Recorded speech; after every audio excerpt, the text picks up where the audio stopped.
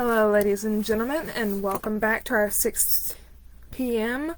late, actually by 30 minutes, adult haunting hour of ghost stories. Now, if you all saw my morning video with the stories, then for the children, you know that I stated that there's going to be a late hour one. And this is the one right now. Hopefully all of y'all are enjoyed and excited to see it. I chose this hour as a start out for people coming around and going out, or even some people staying in just wanting to hear the haunts.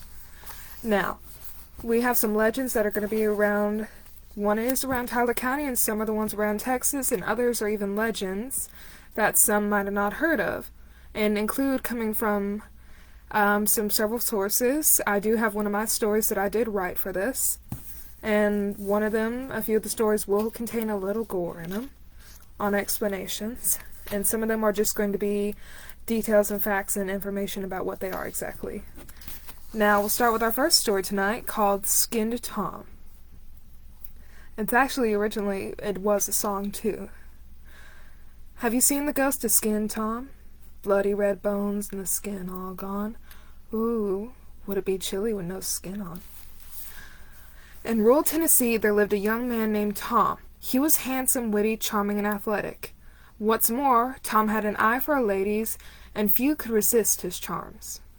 Every girl in town eventually fell for Tom's good looks, but he was never satisfied. As soon as he romanced one girl, he'd break up with her and move on to the next. Before long, Tom had dated almost all of the girls in the area.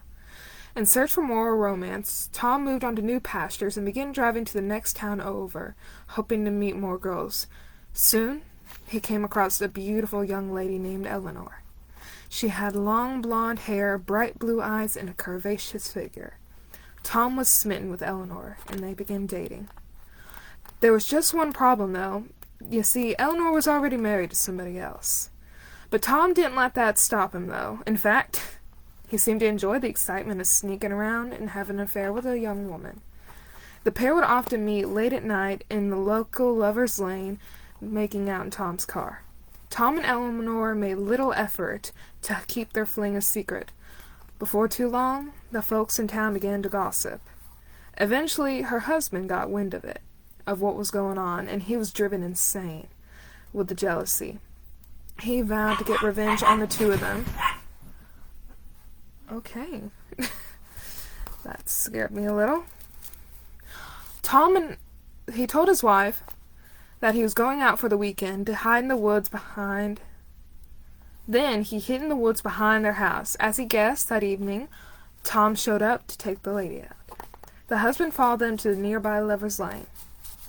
Tom and Eleanor were locked in a passionate embrace when all of a sudden they heard the car door open. Standing there was Eleanor's husband. His face was twisted in an evil grin. His hand was clutching his hunting knife. Tom was scared out of his wits and began begging for his life. He swore up and down that he didn't know Eleanor was married, but the husband didn't believe him. The wronged husband grabbed Tom by the ankles and dragged him out of the car, still bearing a sadistic grin upon his angry face. "Please don't kill me," Tom begged. "Oh, no," said the husband. "I'm not going to kill you. I have something far worse in mind." With that, the husband dragged Tom into the darkness. Cowering in the car, Eleanor couldn't see what was happening, but she was forced to listen to Tom's blood-curdling screams as they pierced the dark Tennessee night. Finally, her husband emerged from the darkness, his clothes covered in blood. Without a word, he climbed into the car, drove to the local police station where he turned himself in. The next morning, the police drove up to the crime scene and made a horrifying discovery. Hanging from the branches of a tree was a pile of human skin.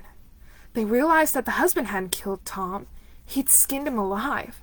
In fact, the jealous man had skinned Tom so delicately and carefully, Tom was still alive in the end of the ordeal.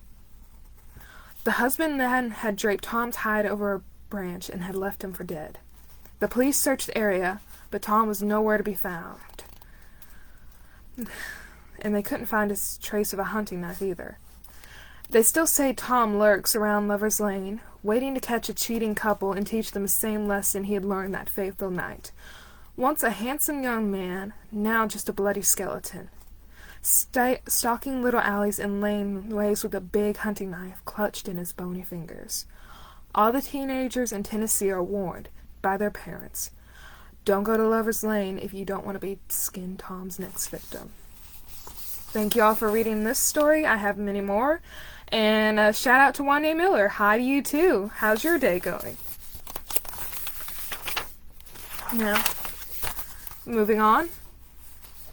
We have our next story will be one that I heard from an actual nice streaming network that I thought you would like this. And this one is part of first person point of view from the person. This story is about a young girl named Zinni who used to live in Colorado. There we go, that's it.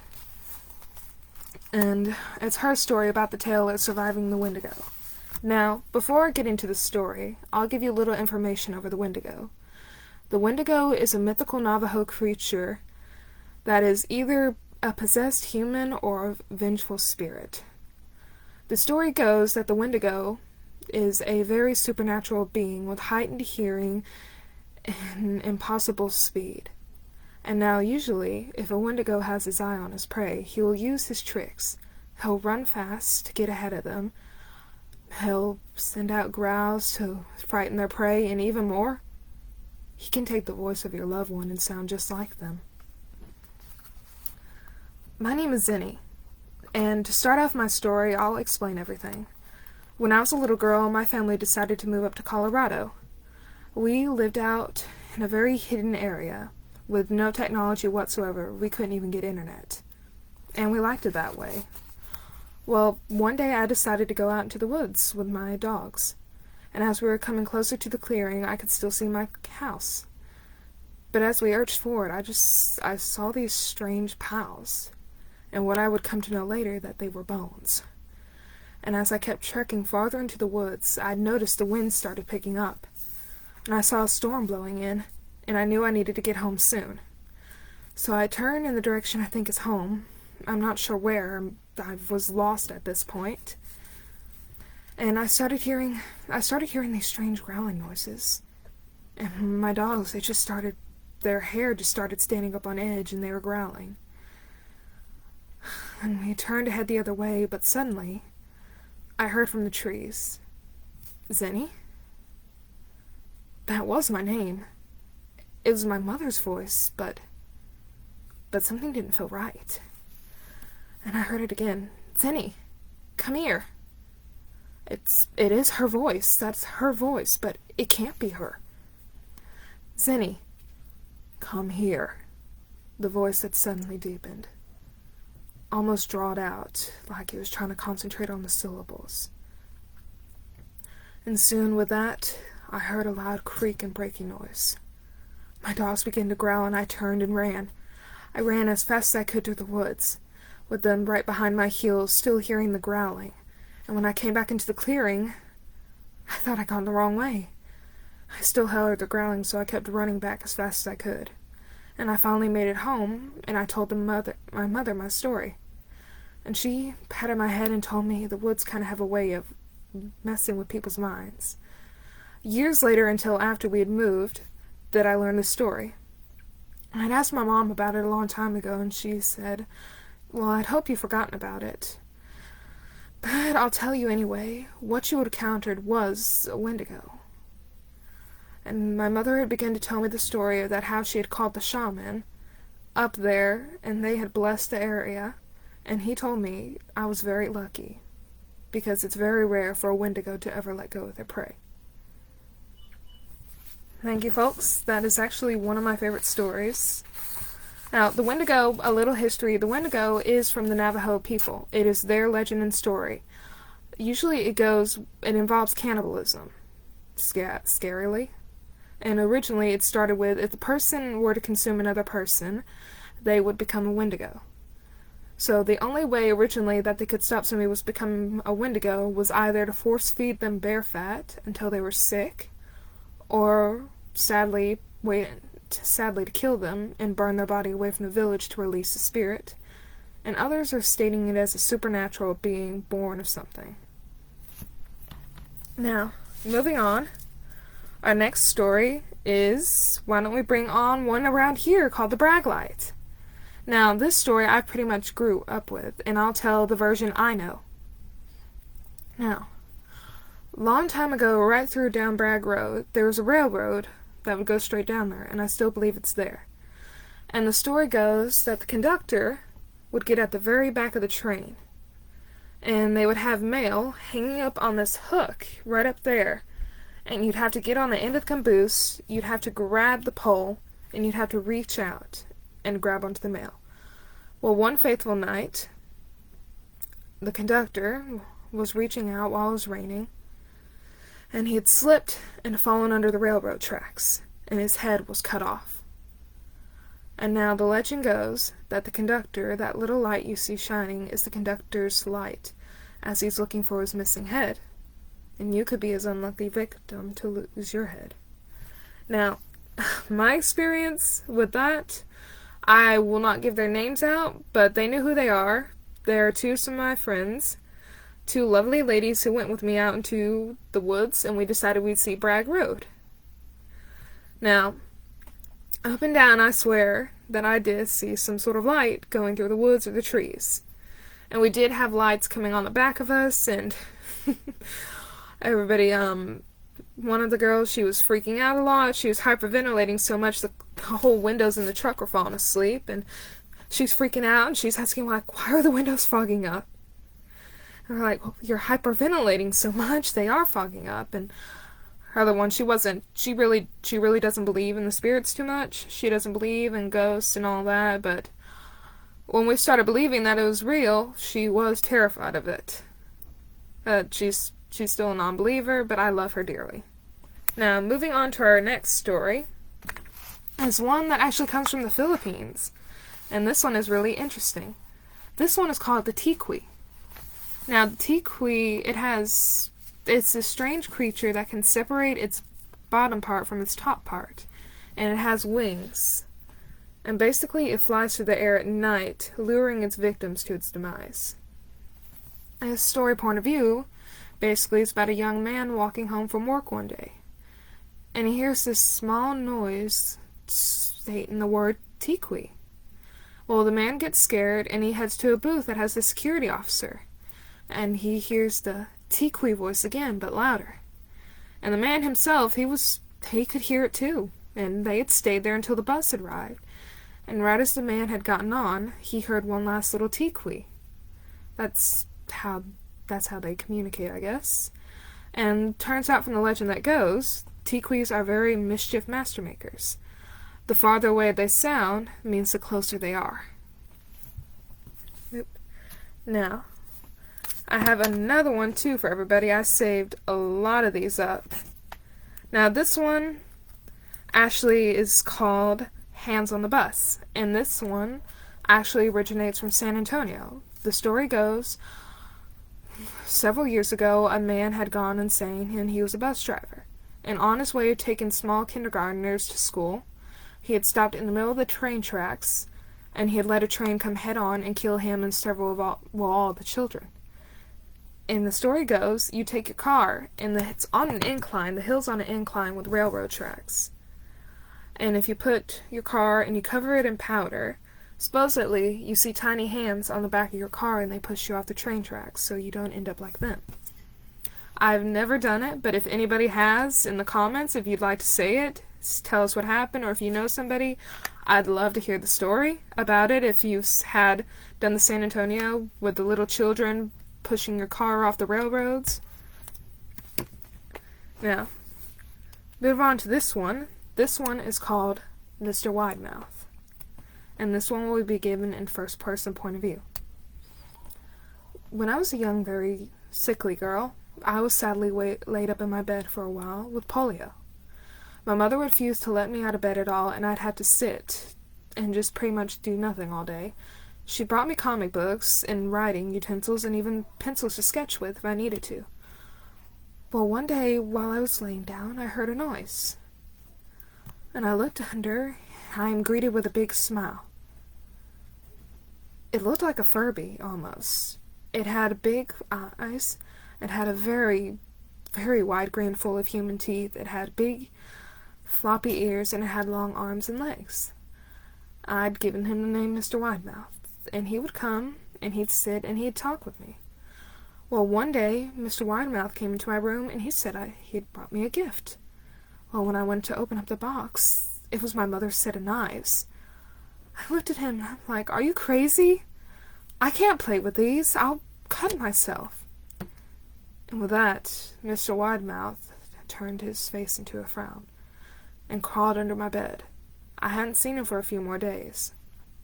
But the next night, while I'm sleeping in bed, he shakes and he wakes me up. He tells me, "I need you to come here with me. Come on, I have a fun game for us."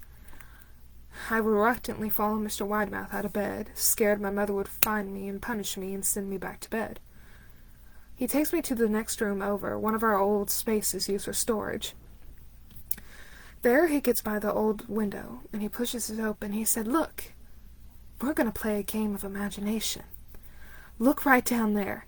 There's going to be a trampoline down there." I look down there, and it's pitch black. I can't see anything at all. Well, Mr. Widemouth said, "Well, you have to imagine it. Just imagine that it's down there and you'll bounce." I told him he was crazy and I wasn't going to do that at all. Well, Mr. Widemouth was not happy with that at all, and he crawled under his bed. I started getting scared. I felt like Mr. Widemouth was not something good. And I started terrified, thinking that he's under my bed, just waiting. Well, I'd found out from my mother that pretty soon we would be moving to a new home. Her and my dad had discussed it, and around this time she was finally letting me out of my room, and I could sit out on the porch and get some sun. Well, the night before of our move, Mr. Widemouth shakes me awake. I hadn't told him about that I'd be moving. I was too scared about what he'd do to me. He shakes and shakes me out of bed, and he said, "I need you to come with me. I have something very important to show you." I reluctantly pull myself out of bed, still tired and groggly. He tells me, "Get on your shoes now. We need to go." "Go where?" I asked. "I need to go and show you something very important." I was terrified, but I still don't know why I went with him. I slowly followed Mr. Widemouth out of my house as quiet as I could, and he took me to this long, windy road, and we walked quite a while. But suddenly he stopped. We were right before a hill, a very big hill. Mr. Widemouth looked at me and he said, "I've brought many kids over here, and one day I'll bring you over here, when it's time." And with that, Mr. Widemouth and I had walked home, and he had crawled under my bed. Soon the next morning, all my room was packed up away, my bed was already packed and gone. And as I was getting in the car, it was early in the morning, almost 3 a.m., I assume, 3 or 4 a.m., I had looked up in the window, and I see Mr. Widemouth, smiling while holding a knife. Years later, I returned back to my old home that we were staying in, and the house was gone. It was demolished. I didn't feel Mr. Widemouth's presence there at all. I think he was tied to that house. Well, I still found the path that he had taken me down. I follow the path and I make it to the hill. And when I crossed over the hill, to my horror, I realized what Mr. Widemouth wanted to take me to. What I had seen was a small cemetery, and filled throughout the cemetery were a lot of graves, and a lot of them were children. Thank you all. That's actually one story that actually does really scare me. Now, moving on, we're going to talk about the karasu.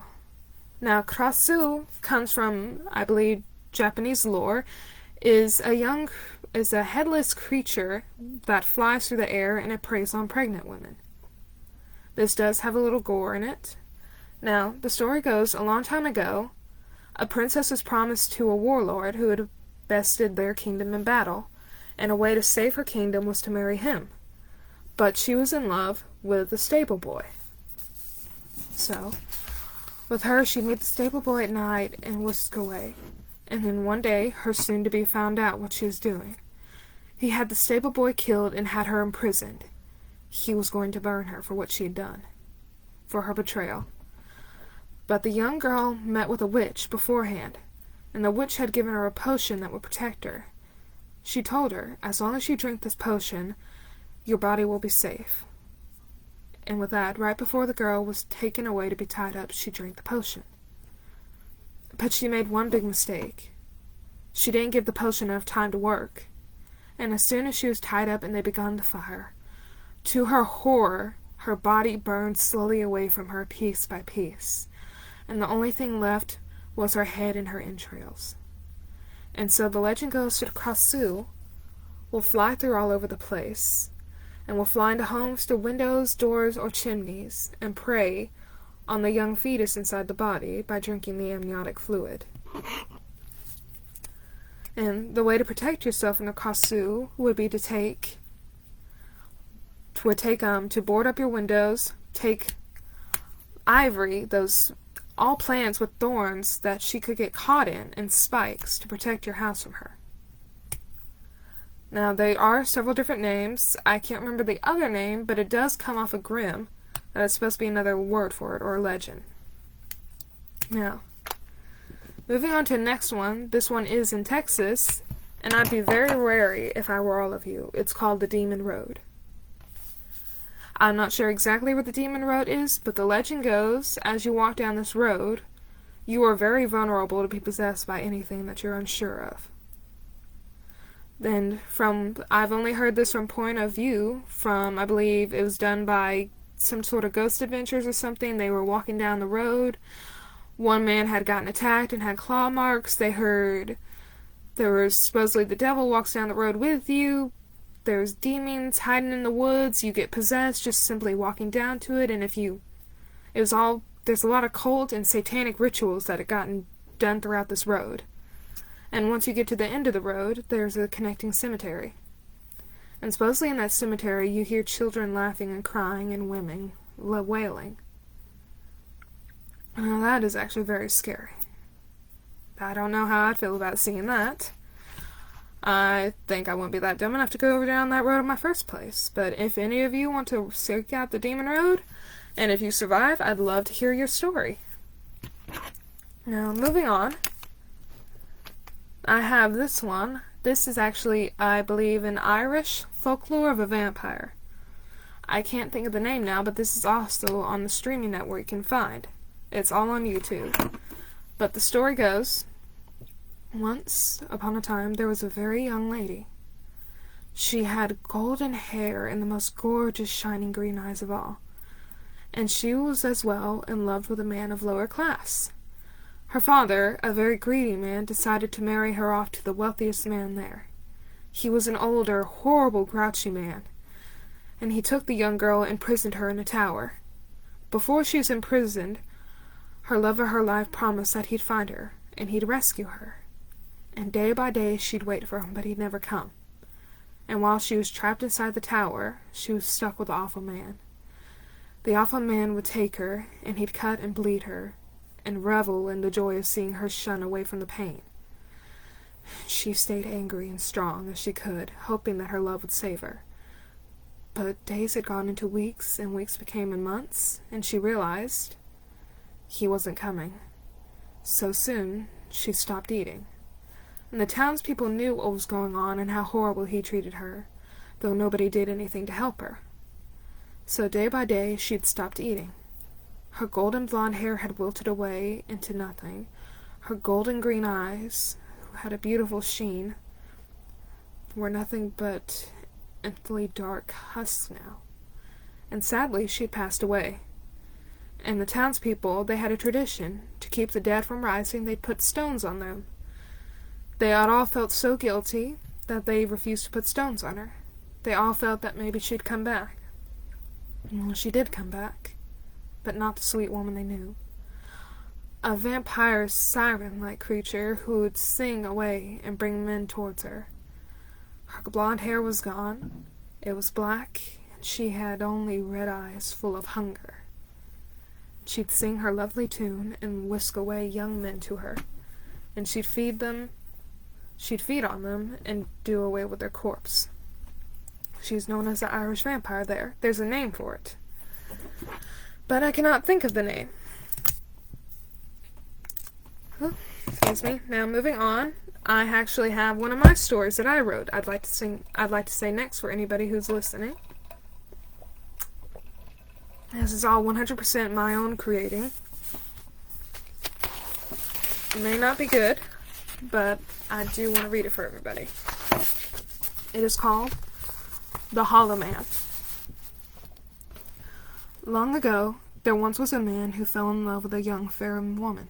She had hair like golden silk and eyes as deep as coals, almost black. They were soon to be wed, but the man became unfaithful and left her for a woman with hair of fire and eyes of emerald green. He left her at the altar and their child growing in her. She begged him to stay with the idea of how their child will need a father. He left her with the parting words, "Get rid of it then. If you think the child needs a father, I won't be there." With that, he left her and began his new life with the red-haired woman. Years go by, and soon he himself has a young girl with red hair like her mother. While he was leaving for work, he looked over to the side and he noticed a blonde-haired woman and a small child. And as soon as he turned back to look again, she was gone. He tried to shake it off as a coincidence or even a figment of his imagination. He continues on his day, finishing up his work, when he receives the call. "Your child is gone." His daughter was found dead right outside of their yard, severely mutilated, several cuts and bruises down her poor little body. Throughout the months, he would see the blonde woman on and off and throughout the day, and sometimes he'd see her even in his own house. And with this, it drove him mad, pretty much. And soon, he could feel something dark stirring inside of his chest. His wife soon after could not take it anymore. With the loss of her child and her changing husband, she left. Her parting words were, "I never knew how hollow you were." The man began his spiral down and down. Yes, he thought. Hollow. I'm becoming hollow. With each increased thought of being hollow inside, he crept into the bathroom to see how hollow he was. His eyes had sunken in, his teeth were turning yellow from lack of care, and even his hair was coming out in clumps. This was his final breaking point. All those months of pain and emptiness was finally falling on him. "I need to find it," he screamed. With that, he took his razor and slashed at his wrist, but no blood. Only a dark substance leaking out, and with that, he peeled off his skin. He ripped his muscle and broke all of his tendons while the black mass still crept out. A small chuckle escaped him when he realized he had hit his own bone. But the thought faded soon after, when he felt the bone and he realized it was skin. Rough, cold, and sandpaper. He had to know what was under there.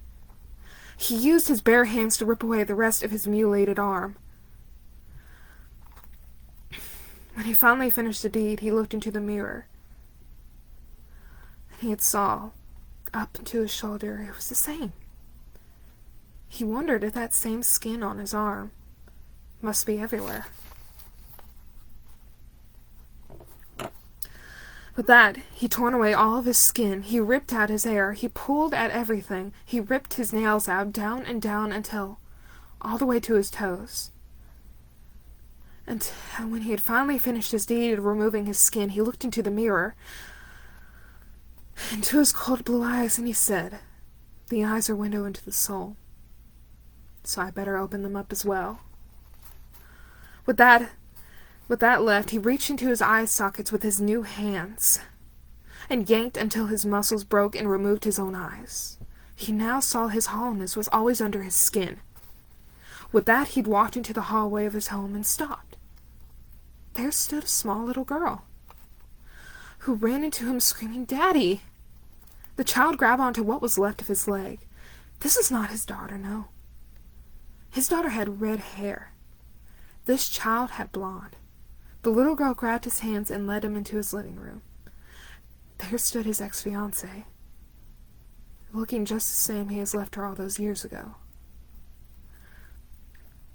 Before he could speak, she said, "You said you couldn't be the father to her, but now, I've made you that way, so you can be what she needs." "Sorry about your other little girl," she said. "Our little girl here just needed a playmate, but she couldn't keep up." He felt he should be angry, but the hollow ate that away and was left only with the hole. "But now," she says, "you can be the dad your daughter needs, and she needs another playmate. So that's why I'm here, kid. You see, my daughter needs someone around her age to play with. The other couldn't handle a young witch like her. So I have hope for you." With that, the boy shrieked away from the pale creature, with long, unhuman-like arms, with claws for hands, and no eyes, dragged him away to be the next one. Thank you for all that. I know that probably was a little gory and scary, but it actually is one of my original creations. Now, moving on. The one here, I have one more left, is called the Hachesake Suma, and this is called the 8-foot-tall woman. And this does originate around Japan if anybody's interested in watching or listening. You can actually find this, a lot of these videos, some of these original ones, they can be found on Snarled, if you're looking for something scary, or even get on Shudder, a new app. It's only about $5 a month, and it has a lot of scary stories. Now, the Hachesake Suma, an 8-foot-tall woman in Japanese lore. In this one, I shall be giving it part of it in first-person point of view. As a young girl, every year I'd fly over from America to Japan to be with my grandmother and grandpa for the summer. And while one day I was playing out in their garden, I had heard a strange noise. Pun. Pun. I had looked over to their shrubs, and I noticed a hat on top of the shrubs. No, it's not on top of the shrubs, it's on something else. But what? Those shrubs are like 8 feet tall. And I heard it again. Pun. Pun. And I had looked closer until I got into the break of a shrub. And there I saw an 8-foot-tall woman, smiling at me. And with her that strange noise just seemed to follow. Pun. Pun. And with that I looked into the woman, and I turned and ran into my grandpa's house. I told my grandfather, I said, "There's a woman outside. She has a hat and she's tall." And my grandfather said, "How tall was she?" "As tall as the shrubs." With that, his face strickens, and my grandmother looks in shock. My grandfather left as soon as afterwards, and I asked my grandmother what was wrong, and she began to explain to me a Hachesake Suma. Long ago, the priest had trapped her into an old temple with 4 statues out there to keep her from escaping, but the temple had gone unchecked and the statues had broke, so she's been free. She said, "When night approaches, she will try to take you away." And soon my grandfather returns with a priestess. And with that, they go into my room, and they put all these newspaper all over the walls, covering the windows and everything, with these symbols painted on them. And with that, they put 4 big bowls of salt in each corner of my room, and they put a Buddha statue. The young woman told me, she said, "Now, you cannot leave your room until 7:30 a.m. tomorrow morning." And she hands me a bucket, not even to use the bathroom. And with that, they shut my door, and I am left there. I pretty soon have fallen asleep, and I woken up to a knocking noise. "Hey, Grandpa? I have a feeling you're probably lonely in there. Would you like me to come in and be with you?" I, eager to have my grandfather next to me during this time, I crept close to the door. But suddenly, I heard the noise again. Pun. Pun. I look over to the salt bowls, and they are pure black. And soon tapping starts happening on the window, and knocking and pulling at the door, and that same noise over and over again. Pun. Pun. I kneel before the Buddha statue and start praying, finally, when I look up and wake, it's morning. I check my watch and it's 7:30 a.m. I had raced outside to my grandfather and I had all my things gathered up, and I was immediately sent back home. The priestess had mentioned, I'll be safe as long as I am outside of Japan. A lot of people have been taken that night, but as long as I never return to Japan, I won't be taken. Now, with that, I'm still in America, and when my grandfather started to fall and get sick, I couldn't come even to visit him. He even left strict rules in his will that I was not allowed to return to his funeral. But now my grandmother is starting to get sick. I want to see her. And as I'm talking to her on the phone, she worries herself that the Hachisaka Suma will come and take me away. I told grandmother, it's been so long, and how do we even know she was real? I want to come see you. And she states, well, all right, if you think it's okay. And before I get off the phone with, I hear a small noise. Pun. Pun. Well, that would be my dog. Thank you all very much. All those out there who peered and watched it for a few minutes. This is my ghost story reading. All those out there, anybody who's the one person I have live, if you want to say hi down there and comment, I'm here listening and watching. If you have any other stories that you'd like to be read right now, I'll give it a few more seconds. I don't mind reading any more if any of you have ideas, or if you want to comment to me. If you'd like to hear any more scary stories, I'd head over to YouTube. There are several other ones that are good as well, or even head down there. Now, I told in my first video the reason why I did this. The reason why I chose to do this was because Heritage Village was not having their ghost stories of legends told. And that really upset me, but I can understand because of COVID and you can't have so many people around each other right now. So this inspired me to get on Facebook Live, and I'd like everybody, if you could, to share this video and get it out there for everybody to have a nice, enjoying Halloween. If you can share this video to anybody, come in and listen to all the scary stories. Or if you have any ones you'd like me to read now that you can think of, even some that are well known of, you can take a check out and look at them. Now, I'll go ahead and pull back my schedule here. This is from the children's story hour that I have, if you'd like to hear them again. The ones about a burning building, the old man, the take only one story, the story of the jack-o'-lantern, even the raven from Edgar Allan Poe. This is done in the first story. And other ones, Little Red Riding Hood, A Twisted Tale, Hansel and Gretel, and the Devil and God Counting Souls. Now, the ones, anybody? Now, everybody, I hope you have a safe Halloween and have an enjoying night, but most importantly, remember the rules of Halloween before you go out there. Always wear a costume. Never play a trick, even if you've received a treat. And never, never, never, never forget, take only one if you see a bull. Now, everybody, I hope you have a safe night. I love all the people who come in on this video and see me. I see some eyes over there. If you want to say hi and comment, I'd very much like that. Now, before I end this video, I want to thank anybody out there who would watch this video, or anybody who's been not having a good Halloween. I've been pretty much down that I couldn't go out too much or take out some of the kids that I take out trick-or-treating. So this actually has been really fun. I want to thank again to my Aunt Linda, who made this beautiful dress for me that I'm wearing right now. We made it together. She helped me so much with it. I really wanted to do a project. All this dress you see here, this is all handmade. She even made me a beautiful mask to go with it. So I'm matching. Now, if you see me outside of town, I will be going out to town tonight to grab a little bit of a celebrational Sonic trick-or-treat blast and a corn dog. Trying to keep a little bit of the fun Halloween traditions alive, and I hope all of you have a great Halloween. And be very wary tonight, because tonight is going to be a blue moon. Ooh. And ghosts and ghouls and goblins are everywhere. Now, everybody have a good night, and thank you very much for watching this video.